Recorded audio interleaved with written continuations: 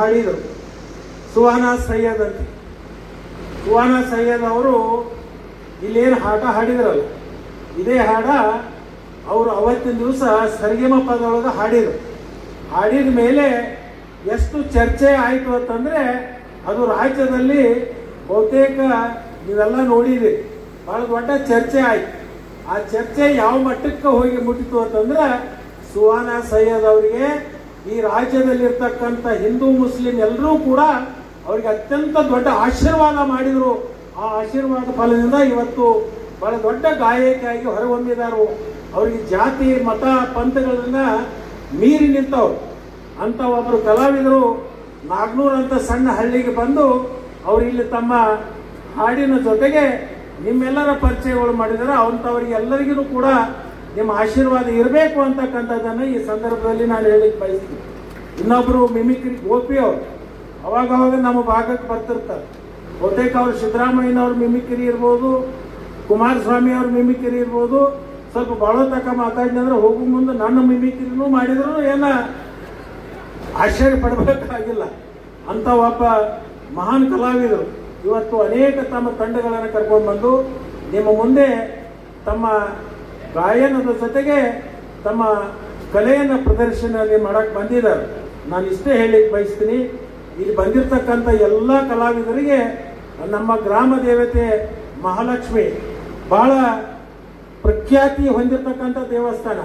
ಬಹುತೇಕ ಯಾರ ಲಕ್ಷ್ಮಿಗೆ ಅತ್ಯಂತ ಶ್ರದ್ಧೆಯಿಂದ ನಡ್ಕೊಂಡಿದ್ದಾರೋ ಅವರನ್ನು ಯಾವತ್ತೂ ಆ ಲಕ್ಷ್ಮಿ ಕೈ ಬಿಟ್ಟಿಲ್ಲ ಅಂತಕ್ಕಂಥದ್ದನ್ನ ಈ ಸಂದರ್ಭದಲ್ಲಿ ನಾನು ಹೇಳಲಿಕ್ಕೆ ಬಯಸ್ತೀನಿ. ಅದಕ್ಕೆ ಉದಾಹರಣೆ ನಿಮ್ಮ ಮನೆ ಮಗ ಲಕ್ಷ್ಮಣ ಸವದಿನೂ ಒಬ್ಬ ಅಂತಕ್ಕಂಥದ್ದನ್ನ ನಿಮ್ಗೆಲ್ಲರಿಗೂ ಗೊತ್ತಿರ್ತಕ್ಕಂಥದ್ದು.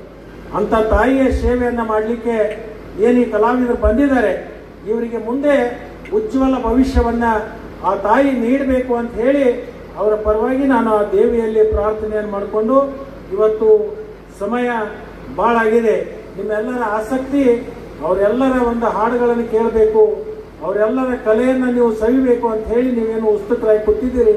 ಇದಕ್ಕೆ ನಿಮ್ಮೆಲ್ಲರಿಗೂ ಕೂಡ ಅವಕಾಶವನ್ನು ಮಾಡಿಕೊಟ್ಟು ಅಂಥ ಕಲಾವಿದರಿಗೆ ನಾನು ಇನ್ನೊಂದು ಹೇಳ್ಕೊತೀನಿ. ಯಾಕಂತಂದ್ರೆ ನಮ್ಮದ ಕೊನೆ ಹಳ್ಳಿ ಮಹಾರಾಷ್ಟ್ರದ ಗಡಿ ಭಾಗ. ಇವತ್ತು ನೋಡ್ರಿ, ಚಿತ್ರನಟರು ಒಬ್ರು ಶಿವ ಅವ್ರು ಬರ್ಬೇಕಾಗಿತ್ತು.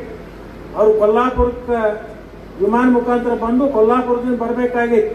ಅವರಿಗೆ ಸಮಯದಲ್ಲಿ ವ್ಯತ್ಯಾಸ ಆಗಿ ಅವ್ರಿಗೆ ಫ್ಲೈಟ್ ಮಿಸ್ ಆಯ್ತು, ಅದು ಬರೋಕ್ಕಾಗಿಲ್ಲ. ಆದರೆ ಮುಂದಿನ ಸಲ ಆ ಕೊಲ್ಲಾಪುರದಿಂದ ಬರೋದು ಬೇಡ, ಬೆಳಗಾವಿ ಏರ್ಪೋರ್ಟ್ದಿಂದಲೂ ಬರೋದು ಬೇಡ, ಮುಂದಿನ ವರ್ಷ ಇಲ್ಲೇ ಪಕ್ಕದಲ್ಲಿ ಇರ್ತಕ್ಕಂಥ ಬಿಜಾಪುರದಲ್ಲಿ ವಿಮಾನ ನಿಲ್ದಾಣ ಪ್ರಾರಂಭ ಆಗುತ್ತೆ.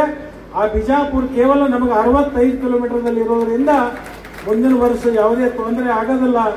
ಅದರ ಜೊತೆಗೆ ಮುಂದಿನ ವರ್ಷ ಈ ಎಲ್ಲ ಕಲಾವಿದರಿಗೆ ವಸತಿ ವ್ಯವಸ್ಥೆನೂ ಕೂಡ ಉತ್ತಮವಾಗಿರ್ತಕ್ಕಂಥ ಅಥಣಿಯಲ್ಲಿ ಮಾಡಿಕೊಡುವಂಥ ಒಂದು ಕಾರ್ಯನೂ ಕೂಡ ಆಗ್ತಿದೆ ಅಂತಕ್ಕಂಥ ಮಾತನ್ನು ಈ ಸಂದರ್ಭದಲ್ಲಿ ಹೇಳಿ, ವಿಶೇಷವಾಗಿರ್ತಕ್ಕಂಥ ಈ ಕಾರ್ಯಕ್ರಮವನ್ನು ಊರಿನ ಎಲ್ಲ ಯುವಕರು ಸೇರಿಕೊಂಡು ಅತ್ಯಂತ ದೇವಿ ಮೇಲೆ ಶ್ರದ್ಧೆಯನ್ನು ಇಟ್ಕೊಂಡು ನೀವು ಪ್ರತಿ ವರ್ಷ ಭಕ್ತಿಯಿಂದ ಈ ಕಾರ್ಯಕ್ರಮವನ್ನು ಏನು ಮಾಡ್ಕೊಂಡು ಬಂದಿದ್ದೀರಿ, ಇದಕ್ಕೆ ಸಂಪೂರ್ಣವಾಗಿರ್ತಕ್ಕಂಥ ಸಹಾಯ ಸಹಕಾರವನ್ನು ಹಿಂದೂ ಕೊಟ್ಟಿದ್ದೀನೋ, ಈಗೂ ಕೊಡ್ತೀನಿ, ಮುಂದೂ ಕೊಡ್ತೀನಿ ಅಂತಕ್ಕಂಥ ಮಾತನ್ನು ಈ ಸಂದರ್ಭದಲ್ಲಿ ಹೇಳಿ, ನಿಮ್ಮ ಎಲ್ಲ ಕಾರ್ಯಕ್ರಮಗಳು ಯಶಸ್ವಿ ಆಗಲಿ, ನಿಮ್ಮ ಜನಮನದಲ್ಲಿ ನಿಮ್ಮ ಕಾರ್ಯಗಳು ನಿರಂತರವಾಗಿ ಹಸಿರಾಗಿ ಉಳಿಲಿ ಅಂತಕ್ಕಂಥ ಮಾತನ್ನು ಈ ಸಂದರ್ಭದಲ್ಲಿ ಹೇಳಿ ನನ್ನ ಮಾತಿಗೆ ವಿರಾಮ ಕೊಡ್ತೀನಿ.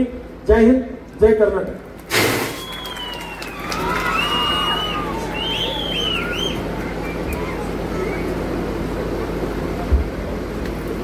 ಈ ಒಂದು ಅದ್ಧೂರಿ ಕಾರ್ಯಕ್ರಮದಲ್ಲಿ ಅಧ್ಯಕ್ಷೀಯ ನುಡಿಗಳನ್ನಾಡ್ತಾ, ನನ್ನ ಭಾಗದ ಜನರ ಸೇವೆಯೇ ನನಗೆ ಆ ಜನಾರ್ದನ ಸೇವೆ ಇದ್ದ ಹಾಗೆ ಅಂತ ಹೇಳಿ ಅಥಣಿ ಭಾಗಕ್ಕೆ ಬೇಕಾದಂತ ಎಲ್ಲ ಸೌಕರ್ಯಗಳನ್ನ ಒದಗಿಸ್ಲಿಕ್ಕೆ ನಾನು ಸದಾಕಾಲ ಸಿದ್ಧನಾಗಿದ್ದೇನೆ ಅನ್ನುವಂತಹ ವಿಶೇಷವಾದಂತ ಮಾತುಗಳನ್ನ ಹೇಳಿದ್ರು.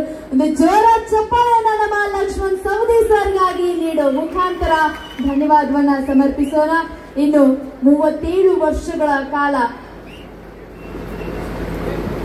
ಸೇವೆಯನ್ನ ಸಲ್ಲಿಸಿ ಶಿಕ್ಷಕರಾಗಿ 35 ವರ್ಷ, 2 ವರ್ಷಗಳ ಕಾಲ ಮುಖ್ಯೋಪಾಧ್ಯಾಯರಾಗಿ ಸೇವೆಯನ್ನ ಸಲ್ಲಿಸಿ ಸೇವಾ ನಿವೃತ್ತಿಯನ್ನ ಹೊಂದಿರುವಂತಹ ವಿಶೇಷ ಶಿಕ್ಷಕರಿಗೆ